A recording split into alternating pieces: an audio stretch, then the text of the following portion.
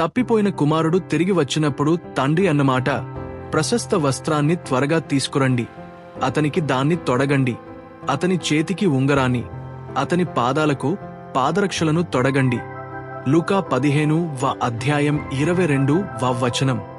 3 వస్తువులు ఇవ్వబడ్డాయి. 1 వస్త్రం, ఉంగరం, పాదరక్షలు. మొదట వాటిని స్వాగతానికి సంబంధించిన యాదృచ్ఛికమైన సాధారణమైన సంజ్ఞలుగా భావించవచ్చు.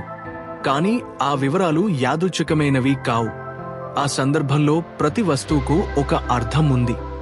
మొదట వస్త్రం, మరియు అది ఏదో ఒక వస్త్రం కాదు, శ్రేష్టమైన వస్త్రం.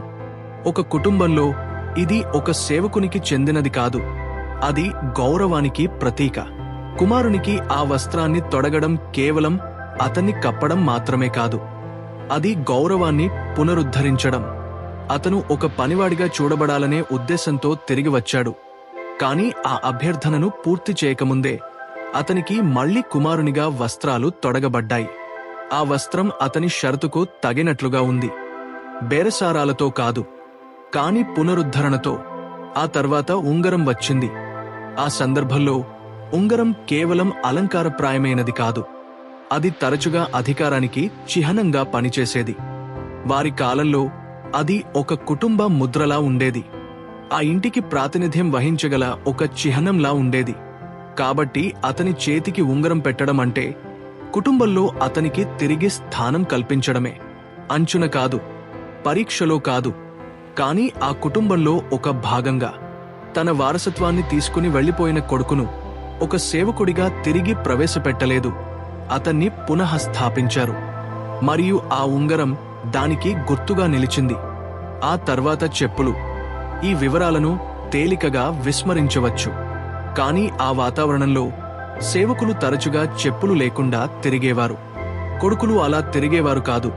కాబట్టి అతని పాదాలకు చెప్పులు తొడగడం అంటే ఒక స్పష్టమైన వ్యత్యాసాన్ని చూపించడమే. అతను ఆ ఇంట్లో దాని కింద పనిచేసేవాడిలా నిలబడడు, అతను ఆ కుటుంబానికి చెందినవాడిలా నిలబడతాడు. కాబట్టి ఆ క్రమం ముఖ్యమైనది. కొడుకు తిరిగి వచ్చాడు, తన గుర్తింపు తగ్గిపోయింది, తాను అర్హుడిని కాననే భావనతో మాట్లాడాడు, దూరం కావాలని ఆశించాడు. కాని తండ్రి స్పందించాడు, కనిపించే పునరుద్ధరణతో. వస్త్రం, ఉంగరం, చెప్పులు, ప్రతి ఒక్కటి బదులిచ్చింది, కొడుకు తాను కోల్పోయానని నమ్మినదానికి. ఈ వాక్యభాగాన్ని జాగ్రత్తగా చదివితే ఇవి పశ్చాత్తాపానికి బహుమతులు కావు, అవి సంబంధానికి చిహ్నాలు. ఏది నిరూపించబడక ముందే అవి ఇవ్వబడ్డాయి. కాలం గడవక ముందే, మార్పు కనబడక ముందే తండ్రి కుమారుని స్థానాన్ని క్రమంగా పునర్నిర్మించలేదు, ఆయన దానిని తక్షణమే పునరుద్ధరించాడు. దైవశాస్త్రపరంగా ఆ క్షణం కేవలం ఒక కుమారుడు తన స్థానాన్ని ఎలా తిరిగి సంపాదించుకుంటాడో వివరించలేదు, అది తండ్రి అతడిని ఎలా స్వీకరించాడో చూపించింది. ప్రమాణాన్ని తగ్గించడం ద్వారా కాదు, కాని సంబంధాన్ని తిరిగి స్థాపించడం ద్వారా. మరియు అక్కడే ఆ వాక్యభాగం నిశ్శబ్దంగా ముందుకు సూచించింది, ఎందుకంటే తరువాత పునరుద్ధరణ మళ్లీ ఇవ్వబడుతుంది, భాగాలుగా కాదు, కాని మొత్తంగా. కాలక్రమేణా సంపాదించుకోబడదు, కాని కృప ద్వారా అనుగ్రహించబడుతుంది. కుమారుడు బాహ్యంగా పొందినవి, కప్పు, చెందినతనం, స్థానం, తరువాత మరింత లోతైన పదాలలో చెప్పబడతాయి. వస్త్రధారణ, స్వీకరించబడ్డాడు, దగ్గరకు తీసుకురాబడ్డాడు. కాబట్టి ఆ వివరాలు మిగిలిపోయాయి, అలంకరణగా కాదు, వివరణగా. ఆ వస్త్రం అతడిని కేవలం కప్పలేదు, ఆ ఉంగరం అతడిని కేవలం అలంకరించలేదు, ఆ పాదరక్షలు అతడిని కేవలం సిద్ధం చేయలేదు.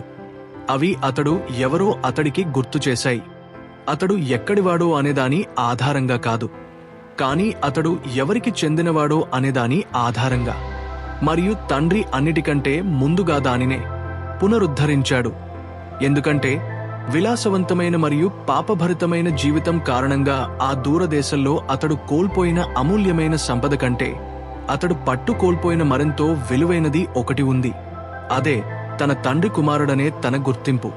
ప్రియ సహోదరి, సహోదరుడా, నీవు కూడా తెలిసి తెలియక చేసిన పాపము వలన నిన్ను సిలువపైన తన ప్రాణం పెట్టి తన రక్తముతో కొన్న నీ పరలోక తండ్రికి దూరం అయ్యావా? ఈరోజే మారుమనస్సు పొంది తండ్రి యొద్దకు రా. నీ రాక కోసం ఎదురు చూస్తున్నారు. మరి నిన్ను దాసునిలా కాక మునుపటి స్థితి అయిన కుమారునిగా స్వీకరించి తన రాజ్యమునకు క్రీస్తుతో సహవరాసునిగా చేయడానికి సిద్ధంగా ఉన్నారు. ఈ క్షణమే నిర్ణయం తీసుకో. నేడే అనుకూల సమయం, రక్షణ దినం. యేసుక్రీస్తు తన సంఘం కొరకు అతి త్వరలో రాబోవుచున్నారు. సిద్ధపడండి మరియు సిద్ధపరచండి.